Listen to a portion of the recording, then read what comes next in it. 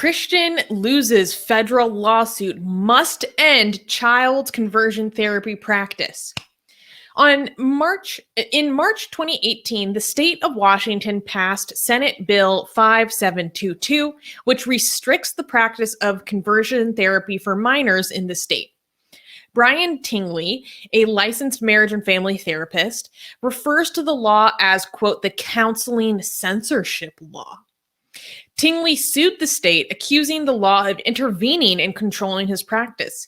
He claimed that professionals should be allowed to continue practicing based on their differing interpretations of science.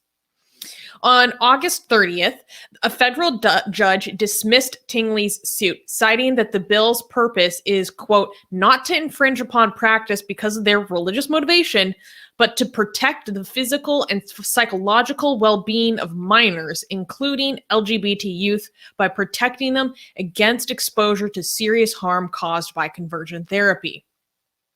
The state attorney general, Robert Ferguson, called the ruling, quote, an important victory for LGBT civil rights. Wait, what was that part about different interpretations? Can you explain that? Okay, so this guy, he tried to pull a fast one. Okay, he had a couple of different arguments. He had a couple different arguments for this. He tried to argue, one, that this was like a violation of his free speech, which it patently isn't. Okay, he is still allowed to believe these things and talk about his belief in these things, but he's not allowed to do so under the charge he has as a state licensed practitioner, right? That's where the state becomes interested in this, because the state is the licensing body of his practice. Let me find I don't understand how these people think they can get away with the free speech. Like, I have the free what does this got to do with free here's speech? A quote. Calling the conversion therapy ban the, quote, counseling censorship law, Tingley argued that even mental health professionals have a constitutionally protected free speech right, even if they are using a state-issued license to pass off personal beliefs as professional assessments. He also said that the law discriminates against him because he's a Christian. He insisted that the children he tries to change want to be changed and that they have a right to treatment, even if that treatment has been scientifically shown to be ineffective and harmful. Quote, for a minor client of faith who seeks assistance of a counselor who shares his faith to help him align his thoughts and his conducts with the teachings of his faith, the law again says no, denying that young person professional help towards his goal, his lawsuit argued, alighting the fact that many minors are pressured into conversion therapy by their families. The federal judge, shouts out to this federal judge, Robert J. Bryant, dismissed it, writing that psychology isn't a field where practitioners simply state whatever opinions they have, like people shouting at a street corner, but instead are licensed professionals who are supposed to provide effective treatment, even if that treatment involves words. So they're saying, okay, so obviously talk therapy involves talking, it involves speech. Right? Just because that is the method of your speech, that doesn't mean that a restriction on what you're allowed to do within your state licensed practice is a violation of your free speech, because you're still allowed to have these opinions and talk about it outside of administering this as what I consider a fraudulent not even a fraudulent practice. Guys, I don't understand how people, like, do these people not have lawyers when they go to court? Like, how come they don't understand? Like, I understand why most people don't understand how free speech works, but I don't understand how somebody who's going to court and making arguments, do they not hire lawyers to tell them, like, dude, this is not what free speech means? Actually, like, does he represent himself? Like, first, let me actually tell you guys, like, guys, free speech doesn't mean that just because you're talking, you can say anything and it can't be illegal. That's not how free speech works. I can give you a few examples, okay? If I say, Bob, here's $5,000, go make something happen to John, and if once that happens, I give you another $5,000. I can't be more explicit about what I mean because YouTube might think that I'm saying something that I'm not. If I come get arrested for this, you can't be like, well, that was free speech. I was just talking. I didn't do the harming to what, I forgot how I named these people, to John myself. I didn't do it. I was just speaking, officer.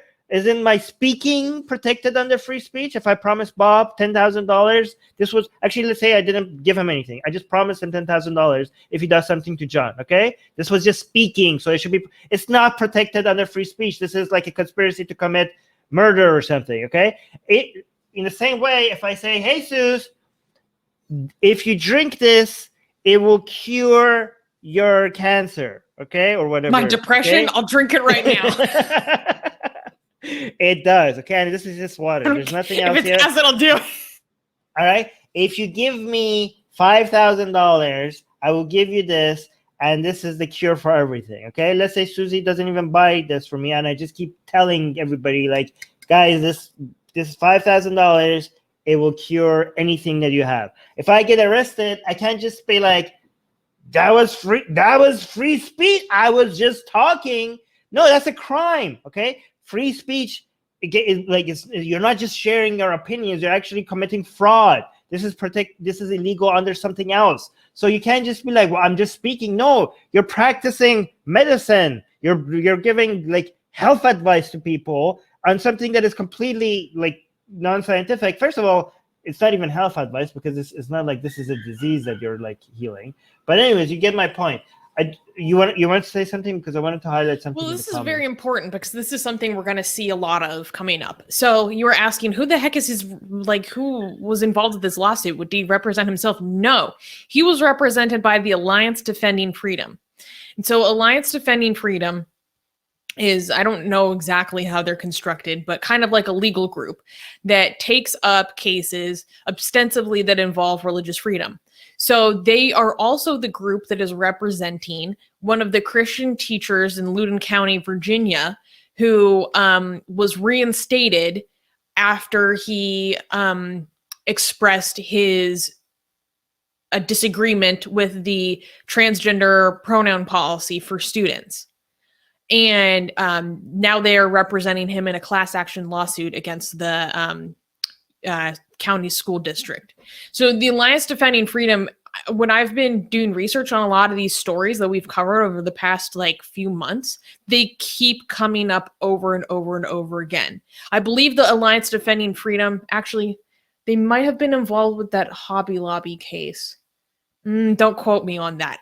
Anyways, I think that this Alliance Defending Freedom is going to be of, we're going to keep hearing about them. I think they're going to be continuing to be relevant, and they're very astute at weaponizing religious freedom to justify and try to legalize anti-gay, anti-trans discrimination in a variety of settings. There was another quote that I wanted to read.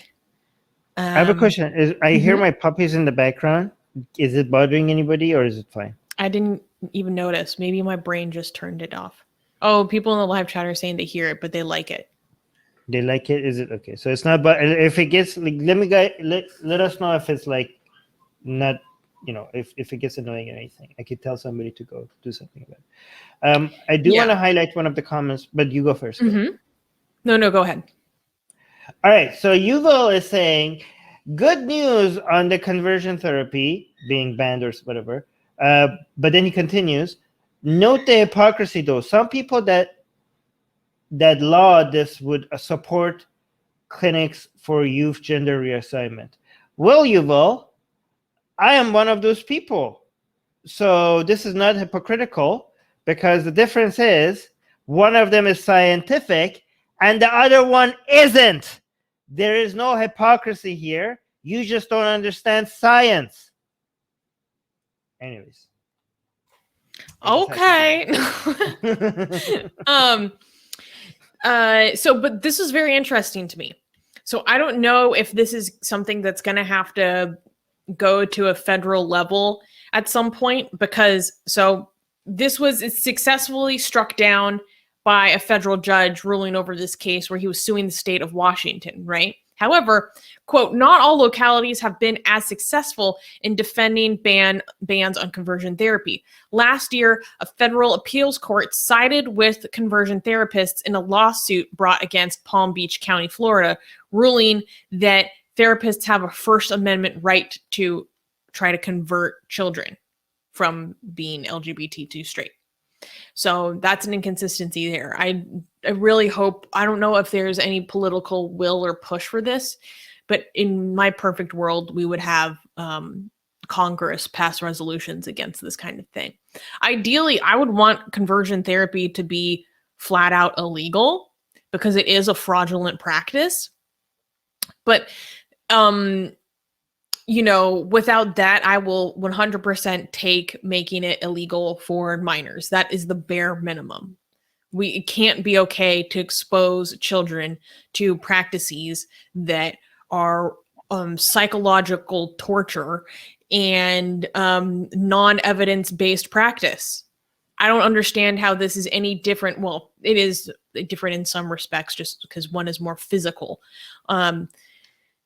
Maybe not necessarily. Then, medical neglect, like religiously based medical neglect, it's equivalent to me, and that gets a way bigger reaction.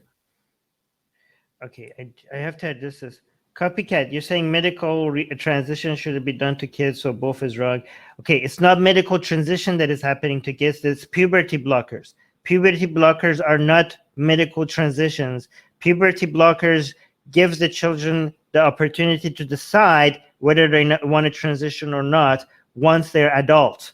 Okay, once they're the adult, it basically nature forces some children to go through natural hormones when they don't want to while they're a child. If you guys want people to be able to make a decision and not as children and be able to make a decision as an adult, then you should be for puberty blockers, because nature might decide that for you with, puberty. Like when you go through puberty, the hormones that you're exposed to, what will make that decision for you before you get to be an adult and make that decision for yourself. So the whole point of puberty blockers is so that you get to decide that as an adult. Oh, I remember what I wanted to say. So he claimed that this discriminated against him as a Christian, and what the court found, they're like, this is a prescription against everyone, regardless of your religious practice. This applies to Islamic, conversion therapy practices as well as Jewish. I don't know if there's Hindu ones. This is or secular ones. There are secular conversion therapy practices. So it can't discriminate against you in particular.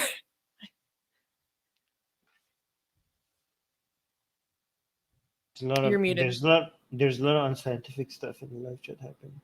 Wait, so how do you respond to this? If people willingly want to undergo conversion therapy, would you allow it? Okay, so not for children, no, because even this guy, Brian Tingley, admits that the children he works with go upon the suggestion of their family, and that's like the nicest way of putting it. Right. They're almost certainly pressured into, I don't know if there's statistics on this, but I'm going to assume that they've been pressured into doing it. Most teenagers who have to go to therapy don't think they don't want to go. But here's the thing. Okay, the standard of the law, at least in Washington State, is that this is available to adults.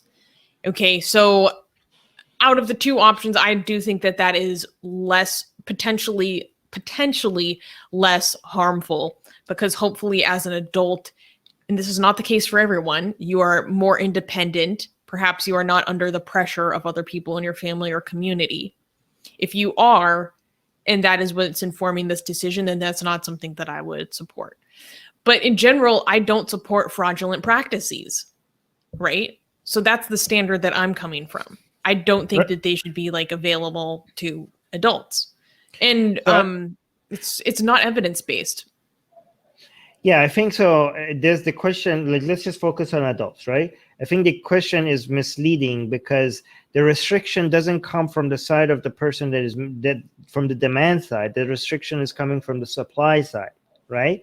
So for example, let's say, for example, homeopathy. I think homeopathy shouldn't be a thing. I think because it's misleading, it's false information, and whoever's providing homeopathy, it should be banned. It should be illegal. The government should come shut it down because it's fraud. Okay, when it comes to shutting it down, when it comes to making it illegal, the restriction is not on the person that is going and willing to pay for homeopathy.